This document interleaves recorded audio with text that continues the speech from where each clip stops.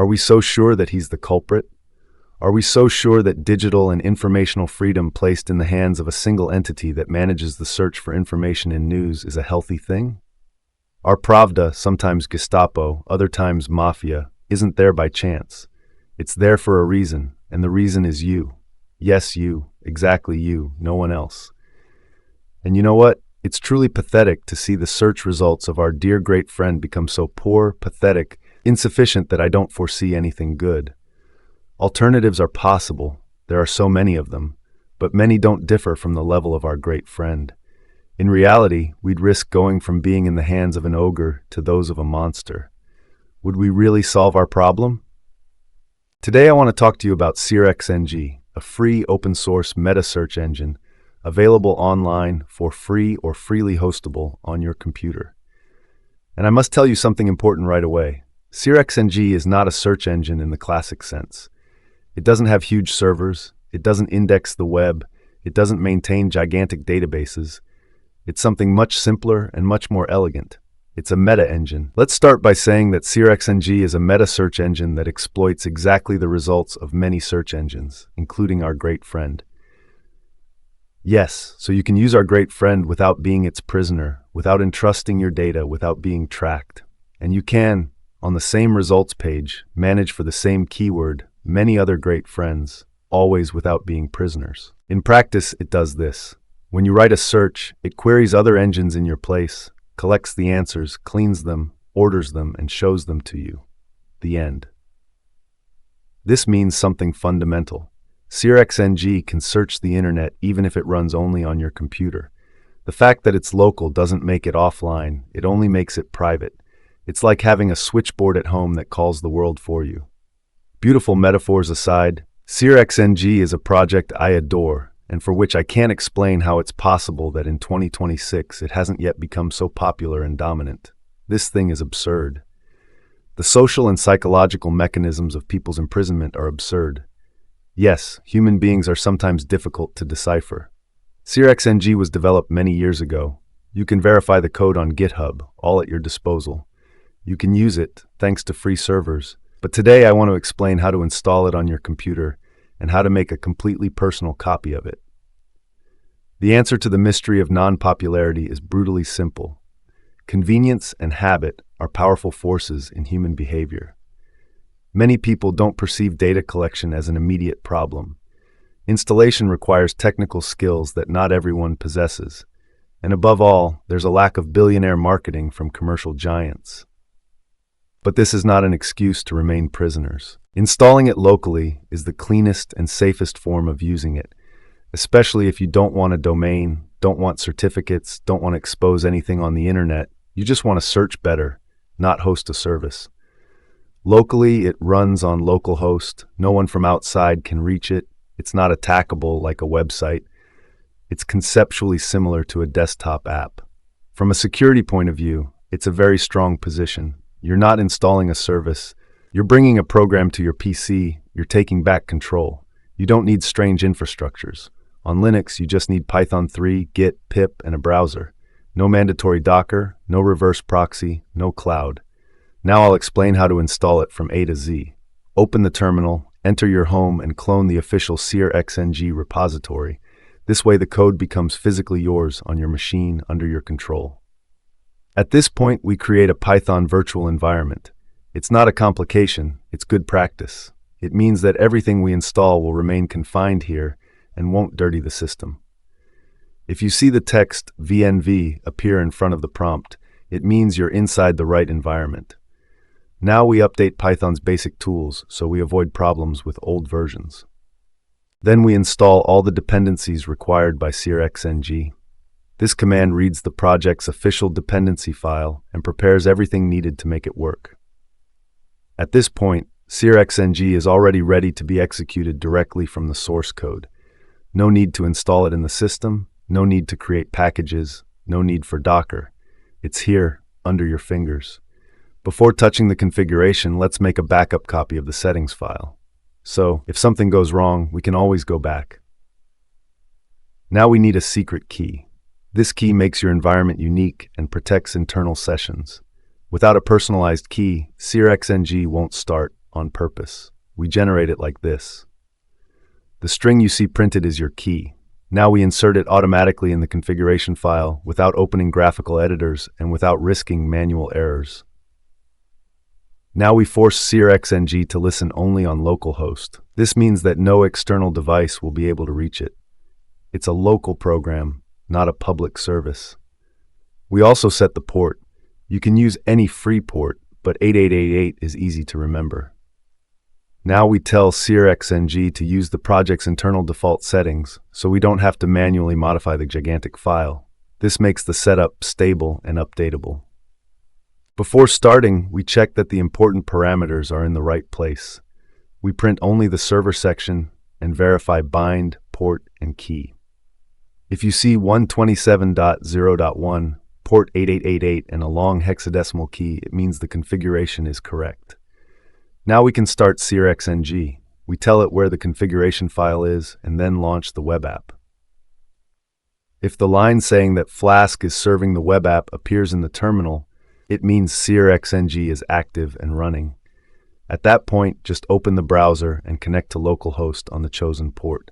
And from this moment, you're already searching through your personal meta engine. When you do a search, the query doesn't go from the browser to Google. It goes from the browser to local SearXNG. SearXNG talks to external engines, receives the answers, cleans them, orders them, and shows them to you. The engines don't see your browser, don't see cookies, don't see profiles, don't see history. They only see a technical request. This completely changes the tracking model. You're no longer the product. You've become a user again. Used locally, SearXNG is inherently secure. It doesn't expose services on the internet, doesn't accept logins, doesn't manage accounts, doesn't save searches, doesn't maintain sensitive databases. If you close the browser, your activity disappears. There are no public web surfaces to attack, no users to compromise, no data to steal. It's one of the most peaceful configurations you can have. There's only one thing to say honestly. If you don't use Tor or a proxy, some engines will still see your IP. They can't associate it with cookies, fingerprint, or history, but the address remains visible. It's still much better than directly using the browser with Google or Bing. If you want to go further, Tor comes into play. And there we move to the next level. Now comes the part that transforms this thing from decent privacy to serious privacy. Because yes, SearXNG already by itself removes cookies, fingerprints, profiles, histories, and all that circus, but there's one detail that always remains true. When SearXNG talks to external engines, somewhere an IP address must come out. If you don't do anything, that IP is yours.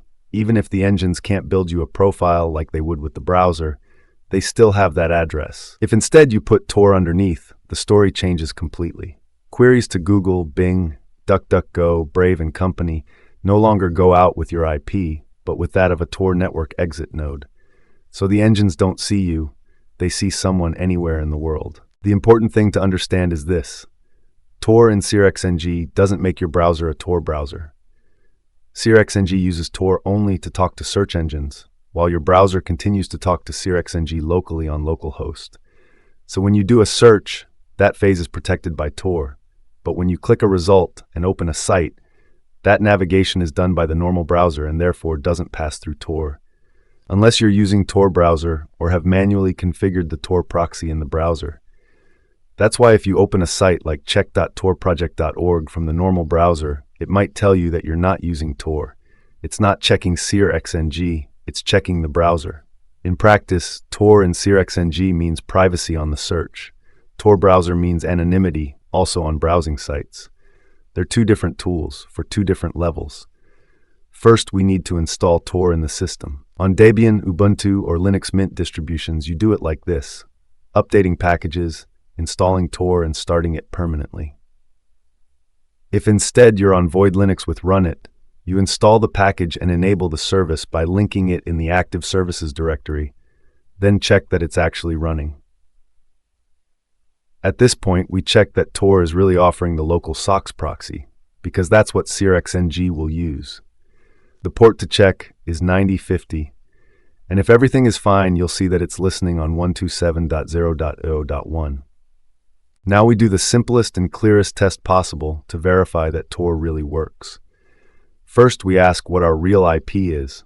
Then we make the same request passing through Tor's socks. If the two addresses are different, it means Tor is working correctly. If you see two different IPs, the first is yours, the second is that of a Tor exit node. This demonstrates that the Tor network is active and ready to be used by SearXNG. Now we need to tell SearXNG to use Tor for all outgoing connections to search engines. We don't open files with graphical editors, we do everything from the terminal. First, we clean any old proxy configurations in the configuration file. Then we insert the correct block, the one that tells SearXNG to use Tor and to verify that Tor is really in use. The right form uses all/ and SOX5H, so even DNS resolution passes inside Tor. If we want to quickly check that everything is in the right place without opening anything, we print only that section of the file and look for the lines just inserted. At this point, we restart SearXNG exactly as before. If Tor weren't really being used, SearXNG would refuse to start and would show an error that clearly says the network configuration is not valid. If instead, it starts normally, and you see the message that the Flask application is serving the web app, it means queries to the engines are really passing through Tor. When you now do a search, your query is sent to the engines passing through Tor. The engines don't see your real IP, they don't see your browser, they don't see cookies, they don't see history. They only see a technical request coming from the Tor network. But when you click a result and open a site, that navigation is done by the normal browser, so it doesn't pass through Tor. And that's why a test site opened from the browser can tell you that you're not using Tor. There's no error, it's exactly the correct behavior. In this way, you've obtained a non-profiled, non-tracked search, not linked to your real identity, without exposing services on the internet, without domains, without certificates, without complex infrastructures. Just a local program that acts as an intelligent intermediary between you and the web. And in 2026, this is already a concrete form of digital freedom. Now that SearXNG works, the only remaining problem is startup. At the moment, you launch it like this. We want to avoid typing this every single time. The first simple step is creating a small startup script. This way, starting SearXNG becomes a single command. From now on, to start SearXNG, you just run. This already removes 80% of the friction, but we can do better. We can make it start automatically when the computer boots, without ever touching the terminal. If you use a distro with systemd, like Mint, Ubuntu, Debian, Arch, or Fedora, you can create a user service. Now enable it. From this moment, SearXNG starts automatically at login. You never have to open a terminal. If it crashes, it restarts by itself. And if you want to check it, clean, professional, definitive. If instead you are on void with run it, the logic is the same but with run it. You create a user service like this. Then enable it. And run it will keep it always active in your user session. There is no real need to create icons or special launchers. We can do something even more natural. We simply set localhost as the browser homepage. At that point, the browser becomes the entry door to your personal search engine. You open Firefox, Chromium, or whatever browser you use, and instead of a blank page or Google, you land directly on your local SearXNG. If SearXNG is running, it works instantly. If it is not, you start it once with the script or the automatic service, and from then on, you never think about it again. This solution is beautiful because it does not change your habits. You do not need to remember new programs. You do not need to click strange icons. You do not need to open terminals. You open your browser as you always did, and the search simply passes through your own system, not through an external server. It is the most human way to adopt a new tool, without even noticing. If you want to set it in Firefox, you enter Settings, go to the Home section, and in the Homepage field, you paste the localhost address. From that moment, every time you open the browser, you are already inside SearXNG. If you use Chromium or Brave, the concept is identical. In the homepage settings, you enter the same address, and the result is simple. Your default search is no longer Google. It is no longer Bing. It is no longer DuckDuckGo. It is your home. It is a small technical change, but a huge psychological shift. Because you are no longer going to the internet to search, you are first passing through yourself. The roads to freedom and independence are in front of us. We only have to choose them. Search engines are important tools, but we should not hand them our lives, our data, our behavior. We should use them for the original reason they were created, to be tools at our service without hidden purposes. This is what technology should really be. Technology where we are the owners, where we are at the center, and where we control what we use. In the coming months, you will see a video on how to deeply customize SearXNG, because this tool has enormous possibilities that deserve to be explored calmly. For today, that is all. See you in the next video, and may Linux be with you.